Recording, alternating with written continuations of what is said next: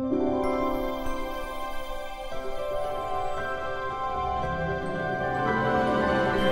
have a story, and this is the story is all about. Long, long time ago.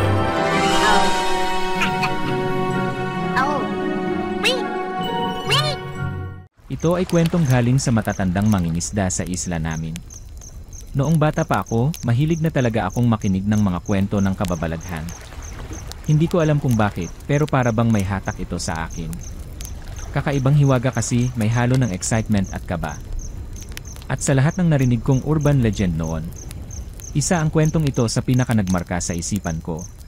Mula sa tinitirhan naming isla, may isang bahagi ng laut o deep sea na minsan lang pinupuntahan.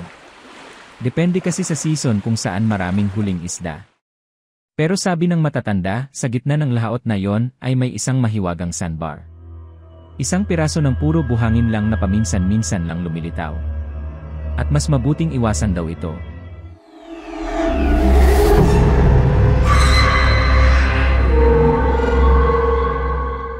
Ngunit isang araw, 4 na mangingisda ang nagdesisyong manghuli ng isda sa bahaging iyon. Isa sa kanila ay itinatago natin sa pangalang Tolwyn. Hindi tunay na pangalan. Bago pa sila lumarga, mariing nagpapaalala sa kanila ang mga matatanda. Kapag nagpakita o lumitaw na naman ang misteryosong sandbar doon sa gitna ng laut na iyon, wag na wag kayong dumao. Para hindi kayo mapahamak. Pero tulad ng karamihan, hindi nila sineryoso ang babala. Bitbit ang lambat, sumakay sila sa isang bangkang demotor papunta sa gitna ng laot. Inihulog nila ang lambat sa dagat, sabay sabing bukas na lang ulit ito kukunin. Gabi na rin kasi kaya nagdesisyon silang humanap ng pwesto ng bangka nila sa laot habang hinihintay ang umaga. Bigla na lang nabangga ang bangka nila sa isang bahagi ng buhangin. Isa palang sandbar o bahura. Maliwanag ang buwan kaya kita-kita nila ito ng malinaw sa malapitan. Walang pag-aalinlangan at napagpasyahan nila na doon na sila manatili. Nagpailaw ng Petromax, nagluluto at kumain panghapunan. Hanggang lumalalim na ang gabi, inu-off na nila ang ilaw ng Petromax. 3 sa kanila'y mahimbing nang natulog. Pero si Tolwyn gising pa rin. Habang nakahiga sa malamig na buhangin, may narinig si Tolwyn. Tila ba may mga tawa ng kababaihan, malalambing ngunit nakakatindig balahibo.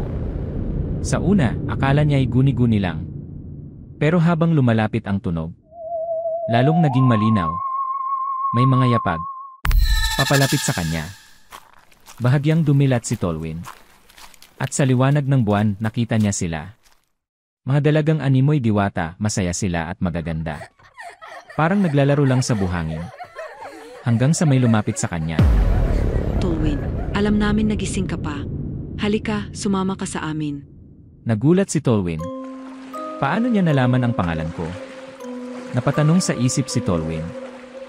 At sa kanyang harapan, isang napakagandang nilalang. Gusto sana niyang gisingin ang mga kasama. Pero sabi ng babae, "Huwag mo na silang gisingin." At sa di maipaliwanag na pangyayari, sumama si Tolwyn sa babae.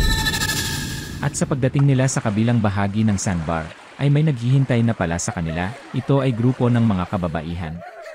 At ang sabi nitong sinamahan niyang babae ay, "Laro tayo ng habol-habulan. Ikaw ang taya, Tolwyn. Kung sino man ang mahuli mo, iyong-iyo na siya." Nagtakbuhan ang mga babae. At si Tolwyn, parang batang natuwa, sumali sa saya. Pero ang isang babae ang pinakamaganda. Tumakbo papalapit sa dagat. Tumalon itong babae sa tubig. At tinawag si Tolwyn. "Sige nga, Tolwyn. Habulin mo nga ako dito sa tubig."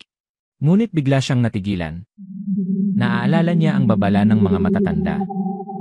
Huwag kayong madaling magpalinlang o sumama man lang kaagad sa mga hindi pa lubos ninyong kilala. Baka ang mga nilalang na pala sa laut ang magyaya sa inyo at tiyak na hindi na kayo makakauwi pa. Tumanggi si Tolwyn. Pero nasa likuran na niya pala ang ibang mga babae. Papunta rin sa dagat. Nakakatakot na ang hitsura nila at gusto nilang itulak si Tolwyn sa dagat. Mabilis na umiwas si Tolwyn. Tumakbo pabalik sa mga kasama.